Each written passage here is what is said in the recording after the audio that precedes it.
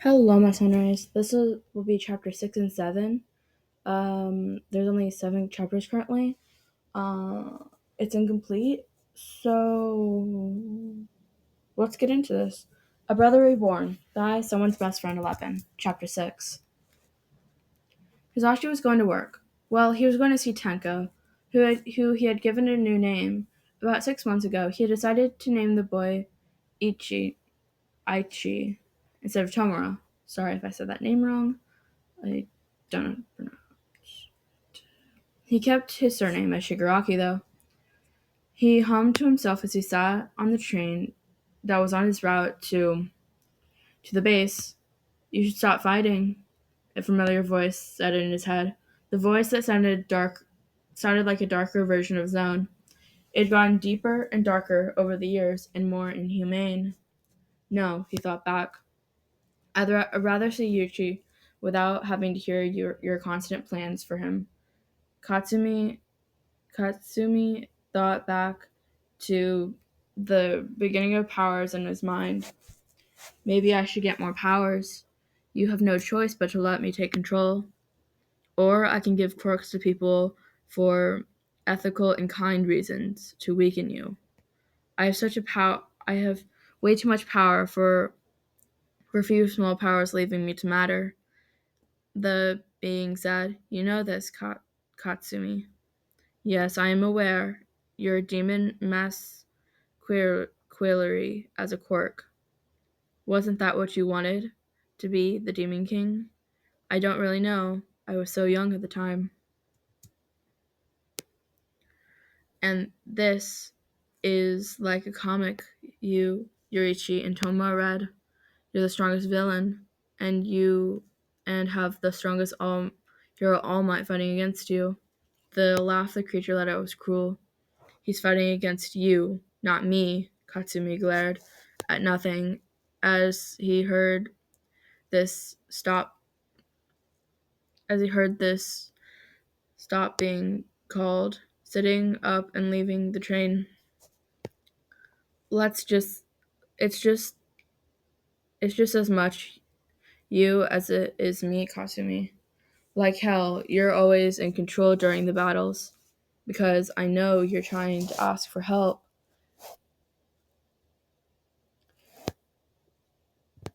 Trying to ask for help, just as you did with Banjo against with Shumara. The beast said as he walked, and the eighth is even more of a bleeding heart than his mind tore. You've killed all the procedures, including Shumara, and he will still be suspicious of me even if I attempt to ask for help. Katsumi gritted his teeth. Perfect, because I need you until Yuichi is ready for my power. Like hell, I'll let you take over him, Serpent. That's adorable. How you think you have power to fight me. Well, your plan, from what I remember, is to transfer yourself to Yuichi and give me a weaker version of you. That is, if my body gets too battered in your fight with All Might. That's the party. That is it partly. That is partly correct, except I believe that your body is strong enough to last 2 battles against the eighth thief of my siblings. You know, unlike you, your siblings allow itself to be freely given. At very least, by choice, the giver and the most chosen are both the giver and the receiver, and doesn't plan to manipulate its host. I suppose that is what happened due to its first host being the Kinder twin. That was something Katsumi couldn't argue with. Yurichi had always been kinder with him than him. Hell, Katsumi had to stop his twin multiple times from giving his jacket to a stranger while they lived on the streets. Yurichi had always forgot that he needed the jacket more. The person he'd attempted to give it to always being obviously healthier than Yurichi himself. Yurichi had always been an overly kind. Katsumi supposed that that is what he got from Tomoni. He walked into the bar that they used as their base and automatically noticed that Ichi looked up with a smile. Hey, sensei.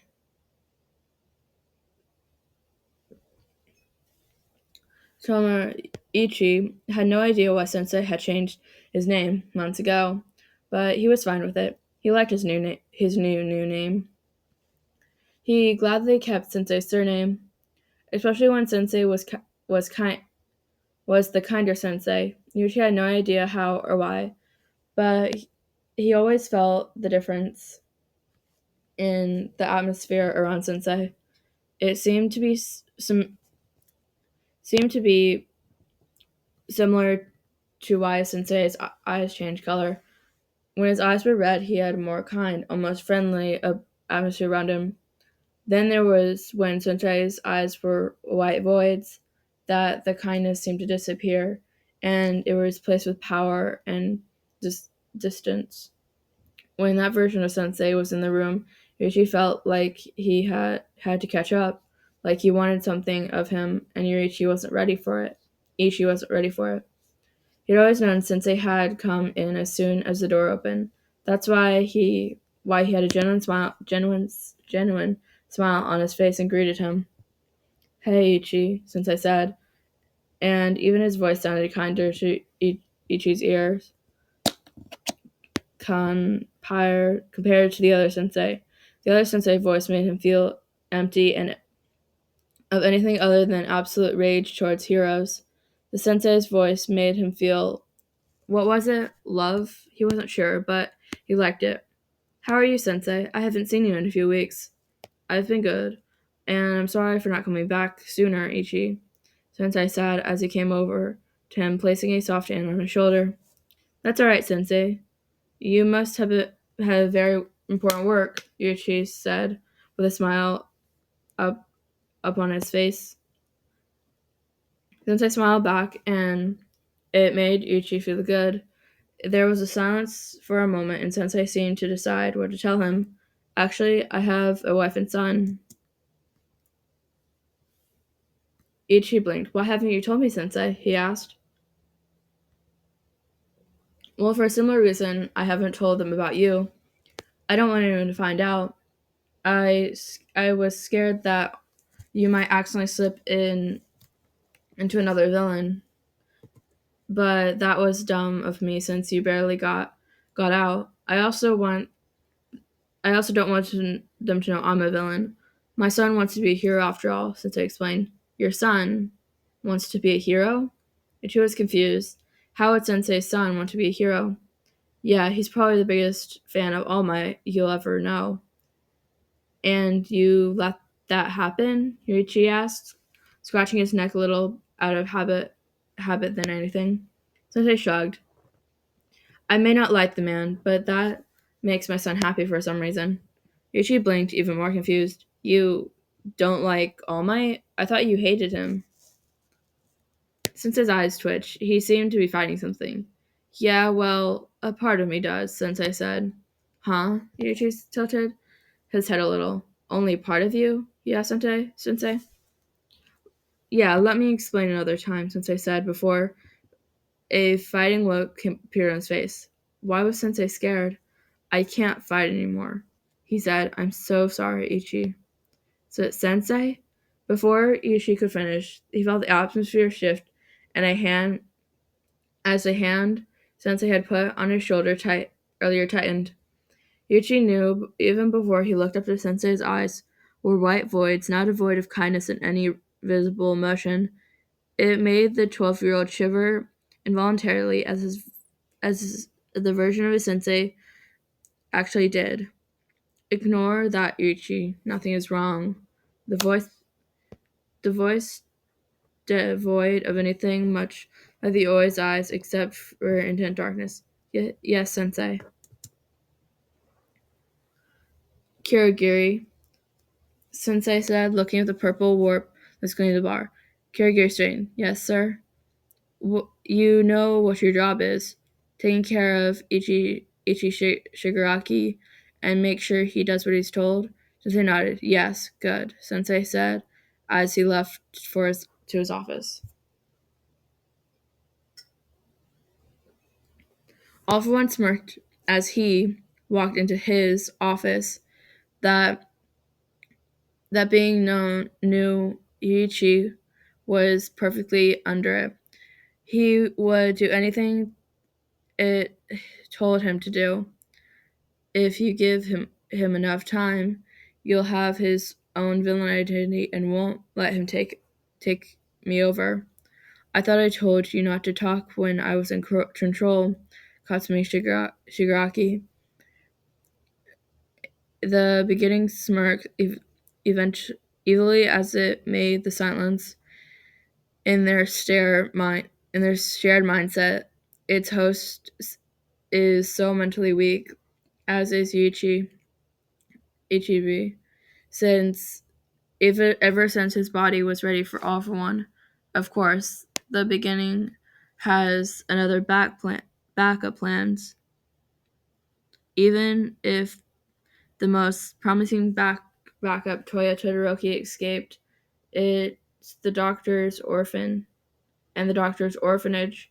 Honestly, the only reason I still use Garaki is because the man is the only doctor who can do stuff it still needs to it needs him to do, such as the Nomus and experiments going on Yurichi. Any other would ask about ethics and morals. Stupid humans. All I need now is a plan to get its siblings back with it. All for One has the stubbornness ever since All for One had accidentally created it. All for One had somehow not even noticed the power that its host brother had had until it merged with the stockpiler. One for All's will had only gotten larger along with its power and its holder since Yurichi. It couldn't help that the second hated All for One's host, even when they were little humans. One for All sat in its office and attempted to figure out a plan to get One for All to join it. It's not the thing came its genius mind, even as its host body got tired. Oh, how he hated having a human host, even though it collected a power that allowed a human's body to go without sleep. That was the end of chapter 6. This is the last chapter, chapter 7. I hope you enjoy. Itsuki was currently sitting on the grass at recess meditating. He did this mostly to sort out his memories.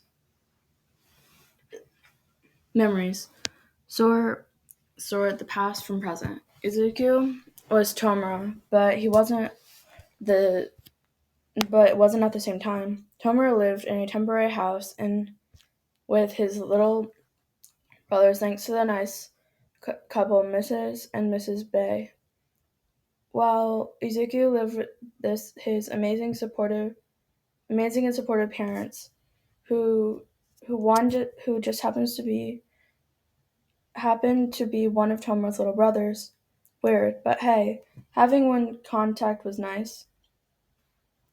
When Izuku attempted to look at the future memories, he couldn't see them. There were some that were like foggy pictures and had a vague feeling attached to them, and some were completely locked to him. He heard a voice that sounded almost like an older version of himself say, "No, you're not ready yet." Along with seeing a lock that and feeling a slight mental push away, was Tomura Oi, Zuku, he heard, which caused him to jump out of his trance. Oh, hey, Kachan, Izuku said to the blonde. Sorry, I didn't notice you coming. This was the main reason he usually didn't meditate at recess. He usually did it right after waking up, This morning, he actually slipped in by accident. Yeah, whatever, it's fine, the blonde shrugged. Well, but what the hell were you doing? Oh, I was just meditating. It helps me relax, he said. And it was half the truth. Before he started his meditation, he would occasionally confuse the past for the present and, and visualize salmon-colored hair on Katron rather than the usual blonde he expected to see, and Yurichi, well, Katsumi was still there, and also didn't seem to act to like Kachan much for some reason. Either way, though, it helped. Oh, well, you want to play Heroes or something until it's time to go back to the shitty class? The blonde asked. Yeah, Izuku said with a grin. Playing Heroes is fun. Tomura had barely been able to play with his siblings, and Kuro had played because if he played, it was easier to get lost in it and not be able to make sure his three toddlers didn't break anything or each other. That last one was mainly Katsumi and Koto. Neither of them would harm Yuichi, but they hated each other. But they hated each other for no good reason.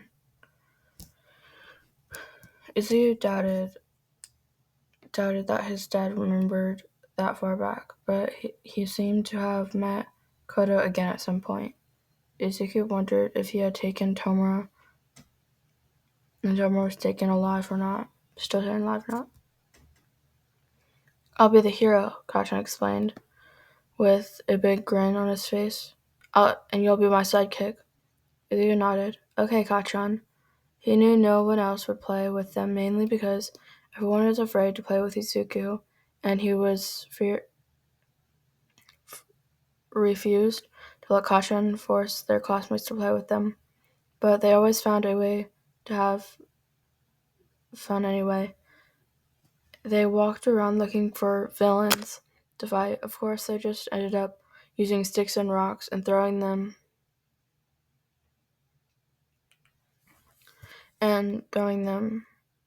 them at the ground or trees. They eventually got bored of that and started to play tag together until they were called back inside for class. The school day was normal from there, students giving them weird looks when Kachan was glaring at them. It felt nice to be protected like this. Sure, it wasn't as serious as what Tomura had protected his brothers from, but knowing Kachan liked him enough to do this even after 4 years felt nice. Right now, the two boys were walking home from school together. Glad to be out of that shithole, Kachan said. I know, Izuku said, mainly because Kachan said it every day. Honestly, Izuku didn't love it, but it was better than not going to school like Tomura had. They talked about nothing important until they got to the Bako house. Izuku followed Kachan in to say hi to Aunt Miski and Uncle Masaru if they're both there. They were both busy like Izuku's parents. They didn't work in law like Izuku's mom and weren't mysterious about their work like his dad. The Bakugos worked in fashion. Izuku smiled and waved when he noticed one of them was there. Hey, Auntie, he said. Oh, Izuku, how are you? Auntie asked, with a smile as Kachan went to put away his stuff. Good, just came in to say hi. How are you? Auntie shrugged. Been busy, but not the worst. Izuku nodded. I'll see you later. Mom and Dad will be wondering where I am. Miski nodded. Alright, see you later, Izuku. With that, Izuku was on his way back home. He talked to Uncle Matsuru either the next time he decided to go after school to the Baku's place or the next time they had a get-together dinner. I'm home, Izuku called as he kicked his shoes off, putting on his house slippers and walking inside. Welcome home, Izuku. his mom said as he walked into the kitchen, getting his homework out of his bag to work on the table. Sue started his homework. It wasn't hard. Actually, it was rather easy. Despite Tomer never gone to school, he knew that he had no quirk, though, except perhaps the reincarnation. He only had the extra toe joint, likely due to being Katsumi's kid, as Izuku and Katsumi were the first gen quirk user. So Izuku having an extra toe joint might not matter. Izuku blinked when he heard footsteps coming from the bedrooms. He thought his dad was at work. Izu, you're home. I was scared you wouldn't be here before I left, Hisashi said. Wait, you're going to work now? Izu was confused. Usually Hisashi left for work in the morning. Yeah, I might be gone for a while. The man seemed hesitant to say the next part. I might not come back.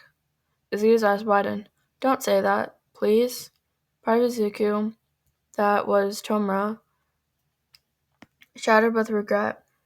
He had left Tsusumi and Yuri. Was this to show him how that felt? No, Katsumi would never do that.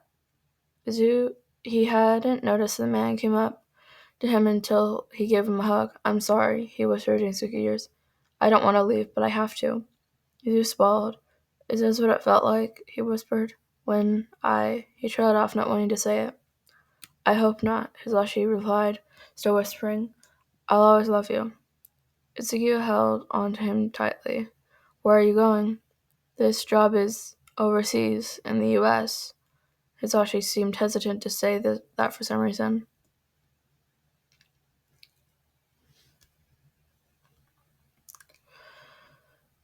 Really? Izuku couldn't help but ask. He didn't quite believe that with how hesitant the man seemed to say it.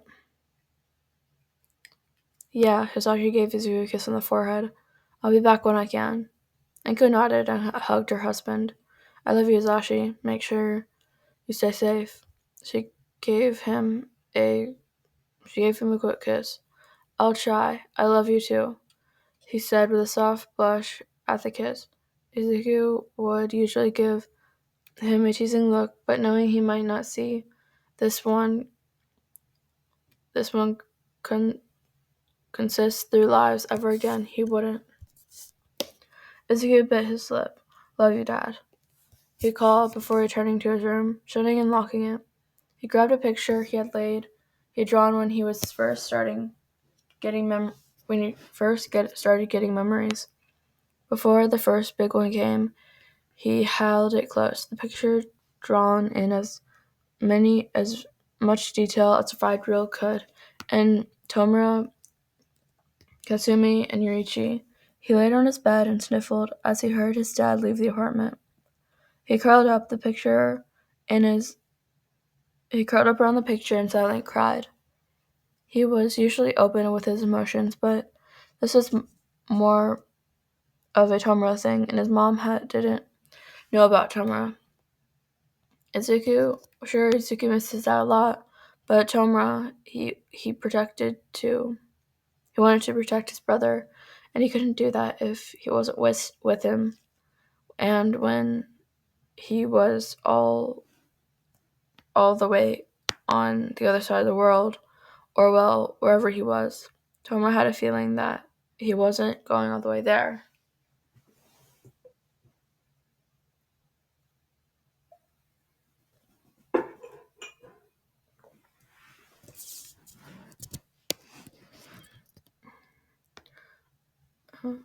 He didn't know how long it's been before he heard a knock on his door and Ingo calling in. Izuku, are you okay? She sounded worried. Izuku hated when his mom was worried like that. I'm okay, Mom, he called. I'm okay, Mom, he called. He called after making sure he didn't sound like it. After making sure he sounded like it. He knew it'd be the normal to miss his dad, but he was scared he'd accidentally say something Tomo related. He couldn't explain that without Hisashi to stop him from rambling off topic of the important information. Okay, she said, seeming to not believe him. But she also didn't pry. She could pray thankful for. Dinner's ready if you want to come. I'm not hungry, he said, quieter than Inko seemed to hear, as she walked back away to the kitchen. Izuku didn't know how long he laid there, silently crying until he fell asleep. Tomura sneaking out of the Bay's house. Mrs. and Mrs. Bay were so kind, and Tomura couldn't use her kindness and money much longer.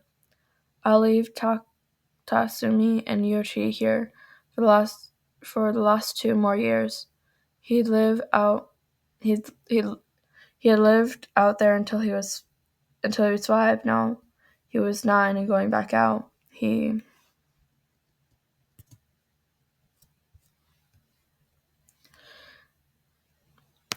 couldn't stay here.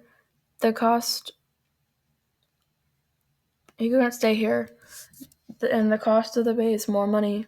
His baby brothers needed it, especially Yuri-chan. He needs a lot of medical. Big brother, he heard quietly called. As he turned around, having been already opened the door. Tomoni, Yoshi, why are you two up? He asked quietly. Couldn't sleep, Yoshi answered. Woke Cat up because I heard you. I'll be fine. You two stay here. I'll be safe for where I'm going, he said softly as he went down to be at their level. Tomoni shook his head. No, we're safe with you, Nichan, Yoshi continued. You're the strongest ever. He shook his head. That it's safer for you here until I'm able to learn how to fight better, he told them. Both 4-year-olds shook their heads. We want to be all together, they said in unison, their pouts and even puppy dog eyes from Yuri-chan. Fine, Tomura said with a sigh. He could not fight that. Let's get our bags, Tomo told his friends. Yuri nodded before following to me. After 5 minutes later, just 5 minutes later, with packed bags like Tomura's but smaller. Okay, let's go, he said to his little brothers. And with that, they were gone from the Bay's lives.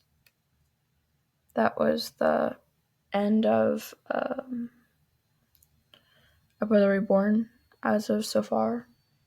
I hope you're having a good night or day. I'll see you next time.